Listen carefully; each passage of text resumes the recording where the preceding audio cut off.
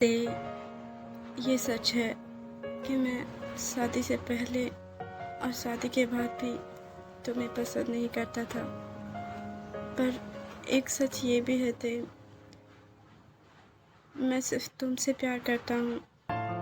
तुम्हारे अलावा ना मैंने किसी से प्यार किया है और ना ही मुझे किसी से प्यार हुआ है। अब मैं क्या कहूँ, कुछ समझ नहीं आ रहा है। कहीं मैं कुछ गलत तो नहीं कह रही हूँ ना? हो क्या गया है मुझे? मैं ये सब कुछ क्यों कर रही हूँ? सिर्फ कुकी से बदला लेने के लिए। अपने बदले की आग में मैं इतनी अंधी हो गई कि तुम्हारा प्यार भी नहीं देख पाई। कहीं ऐसा ना हो मैं अपने इस बदले की आग में तुम्हें हमेशा के लिए खो दूँ। नहीं, मैं ऐसा बिल्कुल नहीं होने दूंगी। तुम चुप क्यों हो? प्लीज कुछ बोलो। तुम्हारी चुप्पी मुझे डरा रही है। कहीं तुम्हें भी ऐसा तो नहीं लगता वो सच में मेरी गर्लफ्रेंड है? प्लीज मेरा यकीन करो, ऐसा कुछ नहीं है जैसा वो लड़की कह रही है। मैं उसे नहीं जानता थी। पता नहीं कौन है वो जो तुम्हें मुझसे अलग करना चाहती है। मैं तुम्हें फिर से नहीं खोना चाहता थी।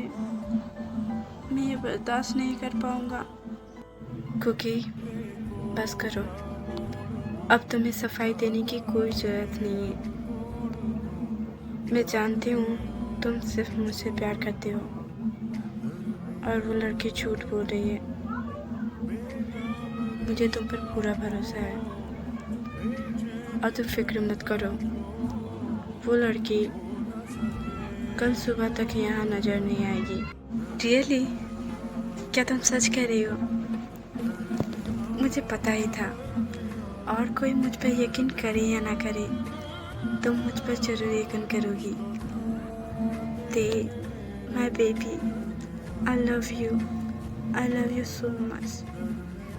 मैं बता नहीं सकता मुझे ये सुनकर कितना सुकून मिल रहा है। मैं तो डर ही गया था, पता नहीं तुम्हारा क्या रिएक्शन होगा।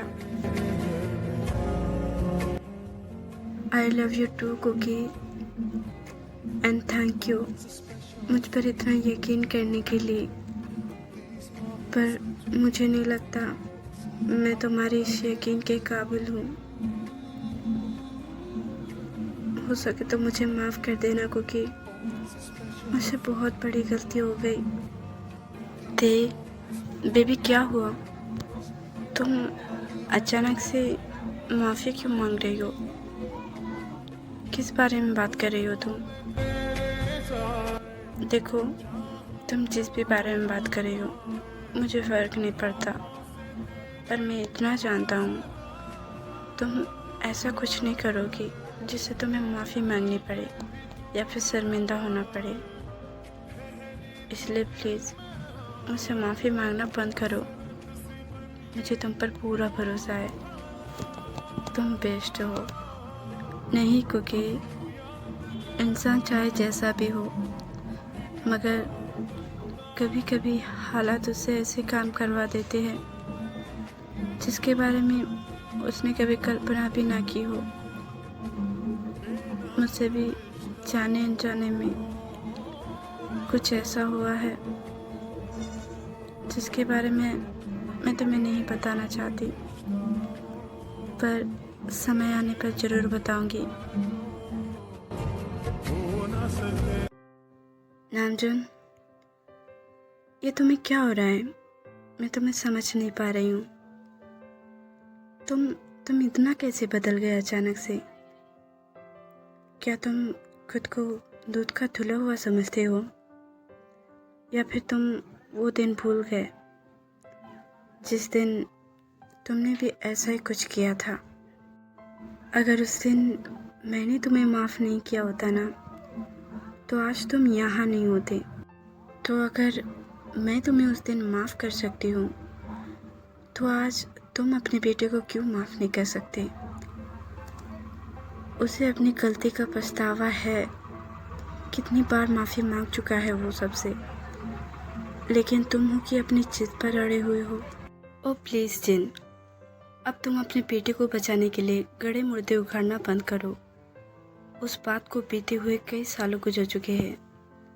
सो प्लीज़ कोई दूसरा तरीका आजमाओ। भले ही उस बात को गुजरे कई साल हो चुके हैं मिस्टर किम नामजून, लेकिन जंगकुक से भी बड़ा गुनाह तो तुमने किया था उस दिन, है ना? जिन, तुम क्या चाहती हो? यही ना कि मैं उस लड़के को इस घर से बाहर निकाल दूँ? ठीक है, जैसा तुम चाहती हो वैसे ही होगा, पर प्लीज़ उन बातों को मुझे याद मत दिलाओ। मैं उन्हें दोबारा याद नहीं करना चाहता। वो मेरी लाइफ का एक बुरा सपना था जो कि मैं भूल चुका हूँ। अब मैं उसे दोबारा याद नहीं करना चाहता। नहीं नामजून, इतना काफ़ी नहीं है। तुम्हें जंगकुक को भी माफ़ करना होगा और उस लड़की को अपने हाथों से धक्के मारकर इस घर से बाहर निकालना होगा। क्या ऐसा करना ज़रूरी है? हाँ ज़रूरी है, क्योंकि उस लड़की के इरादे नेक नहीं है नामजून। वो हमारे जंगकुक को फंसाने की कोशिश कर रही थी। उसके साथ ऐसा ही होना चाहिए। वो डिजर्व करती है ये। क्या हुआ मैम? कोई इमरजेंसी है क्या? आपने मुझे ऐसे अचानक बुला लिया। हाँ, ऐसा ही को समझ लो। अब तुम मेरी बात ध्यान से सुनो। कल सुबह तुम बिना किसी को कुछ बोले यहाँ से चुपचाप निकल जाओगी और किसी को ये नहीं पता चलना चाहिए कि तुम्हें यहाँ किसने भेजा था और क्यों। पर मैम, इतनी जल्दी क्यों?